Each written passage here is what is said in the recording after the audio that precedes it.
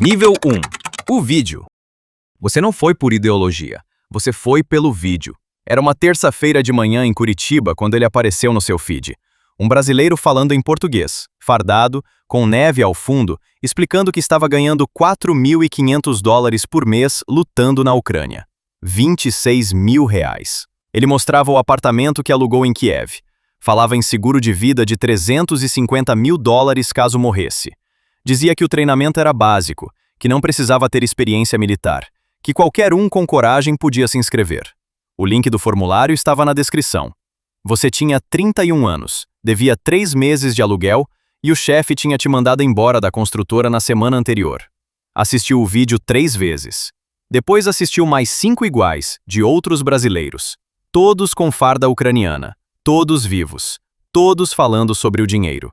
Na quarta-feira você preencheu o formulário no site oficial da Legião Internacional da Ucrânia. Na sexta você recebeu um contato no WhatsApp de um recrutador brasileiro chamado Rodrigo, que morava em Lviv e coordenava a chegada de novos voluntários. Rodrigo disse que o processo era simples. Passagem para Varsóvia. De lá, ônibus para a fronteira da Ucrânia. Recepção militar do outro lado.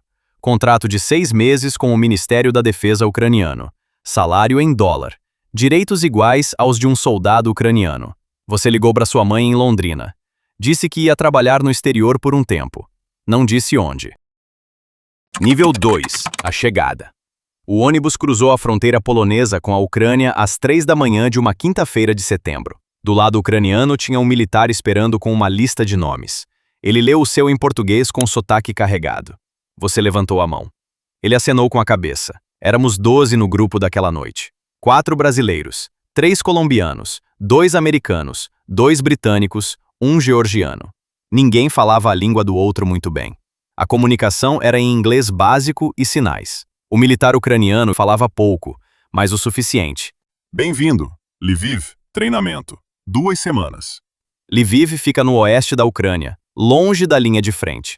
É uma cidade de pedra medieval que parece que saiu de um cartão postal europeu.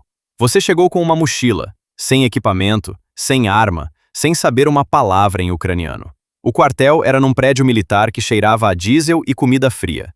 Você dormiu em beliche com um colombiano que roncava em espanhol. No dia seguinte começou o treinamento. 2 semanas. Não era o que você imaginou. Nível 3. O treinamento. 2 semanas parece pouco para aprender a sobreviver numa guerra. É porque é. O treinamento da Legião Internacional não era para te tornar um soldado de elite. Era para te deixar funcional o suficiente para não morrer no primeiro dia, nem matar um aliado sem querer. Você aprendeu a montar e desmontar um AK-103 ucraniano com os olhos fechados. Aprendeu a jogar granada, procedimento, não técnica de pontaria. Primeiros socorros de campo. Como fazer um torniquete. Como vedar um ferimento no tórax com o curativo israelense que todo soldado carregava no colete. Aprendeu os padrões de comunicação de rádio em inglês, que era o idioma de operação da Legião. Aprendeu a diferença sonora entre artilharia saindo e artilharia chegando, distinção que pode te dar 3 segundos para se jogar no chão. O instrutor mais importante foi um americano chamado Davis, ex-infantaria do Afeganistão, que falava devagar e com precisão e repetia a mesma coisa toda vez que alguém fazia uma pergunta idiota. A pergunta certa não é o que você vai fazer, é onde você vai estar quando acontecer. Você entendeu isso mais tarde. No campo não havia tempo para pensar. Havia só o que você tinha praticado. Ao final das 2 semanas, você foi designado para uma unidade de infantaria mecanizada, operando na direção de Kharkiv, no nordeste da Ucrânia. A 400 quilômetros da linha de frente você ainda estava. Em 2 dias não estaria mais. Nível 4. O salário real. Foi no caminhão para Kharkiv que o Rodrigo, o recrutador do WhatsApp, que também era soldado, te explicou como o salário realmente funcionava. Os $4.500 eram o teto. Para receber esse valor, você precisava passar a maior parte do tempo em posição de combate ativo, na trincheira, em zona de assalto, em reconhecimento de campo. Quem ficava em funções de suporte em cidades mais seguras, como Kiev ou Lviv, recebia entre $500 e $1.500. Quem estava no meio, em posição de reserva ou rotação, ficava na faixa de $2 a $3 mil. O dinheiro máximo vem do lugar mais perigoso, Rodrigo disse sem cerimônia. Todo mundo sabe disso quando assina. Só que no vídeo do YouTube ninguém fala. Você ficou quieto olhando pela janela do caminhão. Campos de trigo passando. pôr do sol laranja. Poderia parecer bonito se você não soubesse para onde estava indo. Você tinha assinado por 6 meses. Estava no 10º dia. Nível 5. Kharkiv.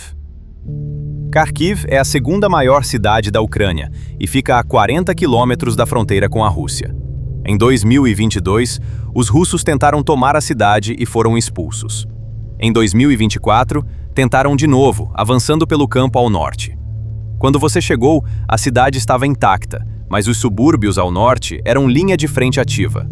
Sua unidade ficava num colégio abandonado num bairro residencial a 12 quilômetros do fronte. As janelas estavam cobertas com sacos de areia.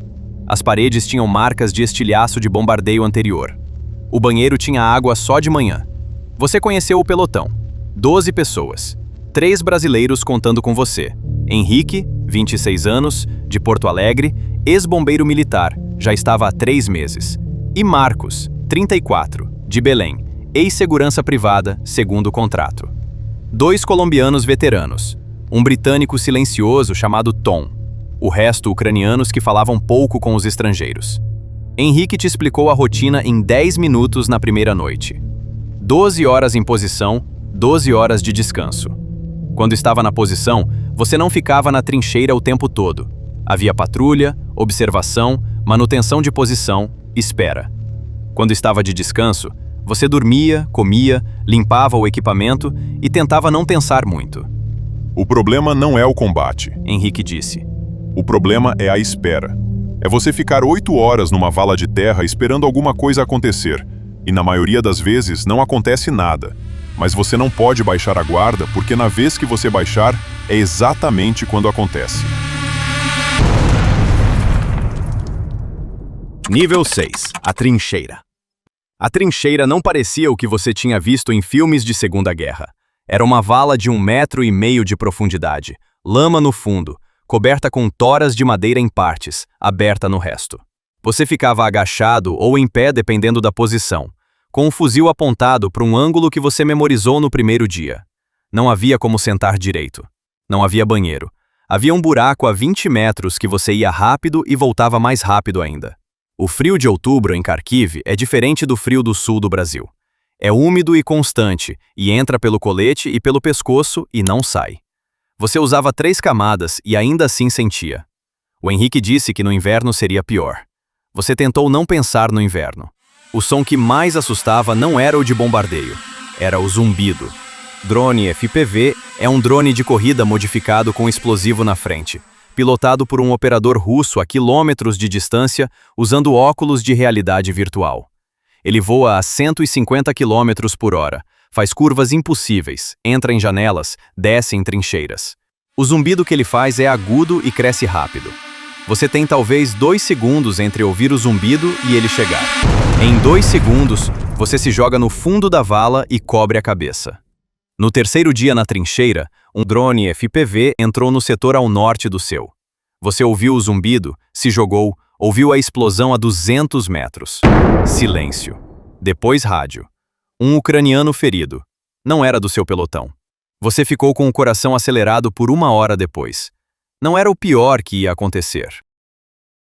Nível 7. O contato. Na segunda semana em Kharkiv, sua unidade fez uma operação de avanço em linha. Tomar uma posição num vilarejo parcialmente destruído que os russos estavam usando como ponto de observação. 4 casas. 200 metros de campo aberto. Cobertura de fumaça e artilharia ucraniana para suprimir antes de vocês se moverem. Você não era o único com fuzil, mas era um dos que avançaram pelo flanco direito junto com Henrique e um ucraniano chamado Sasha. O som era diferente de tudo que você treinou. Mais alto, mais próximo, mais sem sentido. Você não via o inimigo. Via poeira, fumaça, janelas quebradas e atirava para onde o Henrique atirava porque era o que tinha sido ensinado a fazer. Num certo momento, dentro da segunda casa, você viu movimento. Atirou. Depois de um segundo que pareceu muito mais longo, não havia mais movimento. Sasha avançou primeiro. Você foi atrás. Eram 2 operadores russos. Um já estava morto quando vocês chegaram. O outro morreu em menos de 1 minuto. Você ficou olhando por um tempo que não sabe contar. No jogo era diferente. No Battlefield 3, que você jogava desde os 14 anos, Aparecia uma animação. Você respawnava. No squad, que era mais realista, havia peso, havia consequência, havia o som correto das armas, mas não havia cheiro. Não havia o jeito que o corpo ficava. Não havia o silêncio depois que é diferente de todos os outros silêncios. Quando Sasha e Henrique checaram os coletes e os bolsos dos dois, protocolo, encontraram o que todo soldado carrega: identificação, ração, munição extra. Num dos bolsos do casaco do segundo, havia um papel dobrado 4 vezes, amassado de tanto ser aberto e fechado. Um desenho de giz de cera. Uma casa com fumaça saindo da chaminé, 2 adultos e uma criança menor no centro, um sol no canto. A filha dele, provavelmente. Sasha olhou, dobrou de volta, colocou no bolso do morto. Não disse nada. Henrique não disse nada. Você não disse nada. Saíram da casa. A missão continuou. Mas naquele dia, alguma coisa mudou dentro de você que você não consegue nomear direito até hoje. Não era arrependimento. Era só compreensão. Compreensão de que o outro lado também é humano. De que do outro lado também havia uma família esperando um homem. Um homem que não vai mais voltar para casa. Nível 8. O bombardeio. A artilharia russa trabalha por padrão. Eles não atiram um projétil, atiram salvas. A primeira salva é para medir a distância. A segunda é para ajustar. A terceira é para acertar. Você aprendeu isso na prática às 2 da manhã de uma quinta-feira de outubro, quando a primeira salva caiu a 300 metros da sua posição. Explosão surda. Fumaça. Você não viu, só ouviu e sentiu o chão vibrar. O Henrique já estava gritando antes mesmo de você processar o que era. Muda, muda, muda! Protocolo de rotação de posição para não estar no mesmo lugar quando a segunda salva ajustasse. Vocês correram pela vala curvada, agachados, 40 metros em 20 segundos. A segunda salva caiu a 150 metros da posição original. O chão sacudiu mais forte. Você sentiu o estouro nos ouvidos, pedaços de terra caindo. A terceira salva não veio. Os russos às vezes paravam depois de 2. Ou mudavam de alvo, ou o drone deles perdeu visão, ou a artilharia ucraniana respondeu. Você nunca sabia o motivo. Ficava esperando na escuridão com o coração na garganta até o rádio dizer que estava limpo. Naquela noite você escreveu uma mensagem para sua mãe dizendo que estava bem e que o trabalho estava indo bem. Não mandou. Ficou olhando para a tela por 10 minutos e apagou. Nível 9. O que você para de sentir? No 30º dia, você parou de pular com o zumbido dos drones.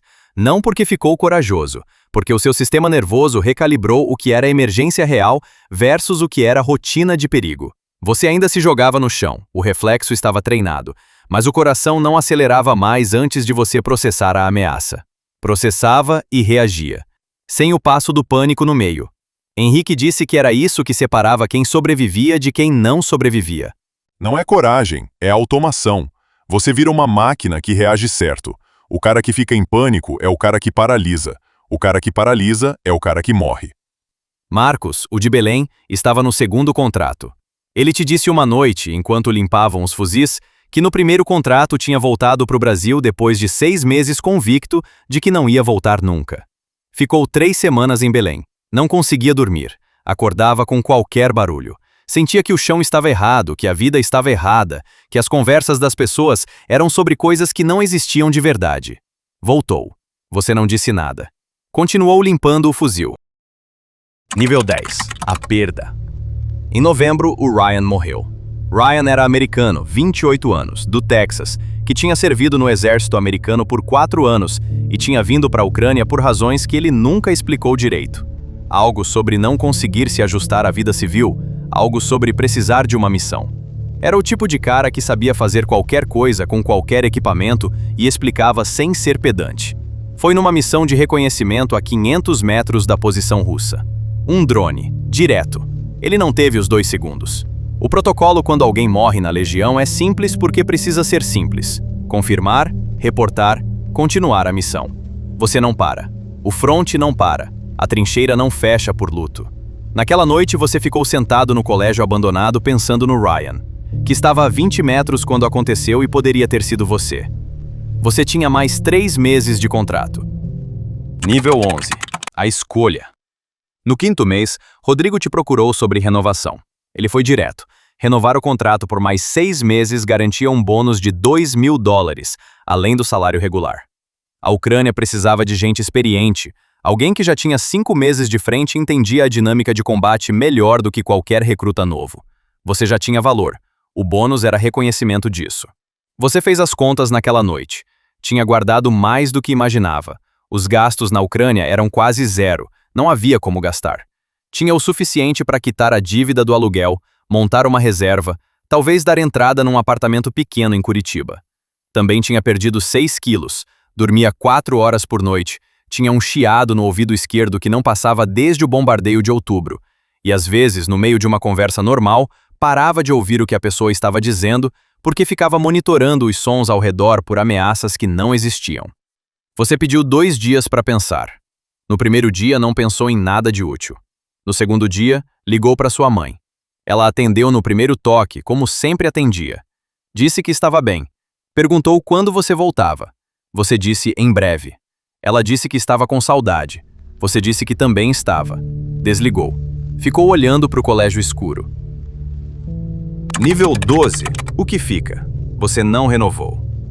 Voltou a Curitiba num domingo de janeiro. O aeroporto era o mesmo. O calor úmido de verão paranaense era o mesmo.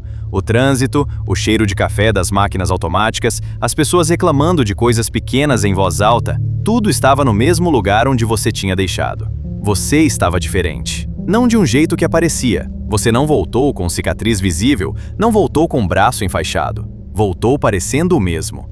Mas no primeiro dia em casa, acordou às 3 da manhã porque um carro freou forte na rua e o som ativou alguma coisa dentro de você antes de você estar consciente. Ficou sentado na cama no escuro por 40 minutos esperando um zumbido que não vinha. Levou 3 semanas para conseguir dormir sem acordar no meio da noite. Levou 2 meses para parar de monitorar os sons de ambientes fechados. Não sabe dizer se vai parar de fazer isso completamente um dia. O dinheiro estava na conta, era real. Quitou o aluguel, montou a reserva, comprou uma TV nova que não precisava, mas que quis comprar porque podia. Na segunda semana de volta, você abriu o YouTube. No feed apareceu um vídeo novo. Outro brasileiro, fardado, neve ao fundo, falando sobre os $4.500 por mês, sobre o treinamento simples, sobre o link na descrição. Você ficou olhando por uns 10 segundos. Fechou o aplicativo. Em algum lugar do Brasil, um jovem que cresceu jogando Battlefield como você, ou que se alistou no exército, ou que simplesmente está endividado, está assistindo ao vídeo também. Com brilho nos olhos, vendo uma oportunidade de mudar de vida, de fazer o que acha correto, ou simplesmente de cumprir um chamado. Mas esse jovem pode não ter a mesma sorte que você teve, e o último som que ele vai ouvir é assustador.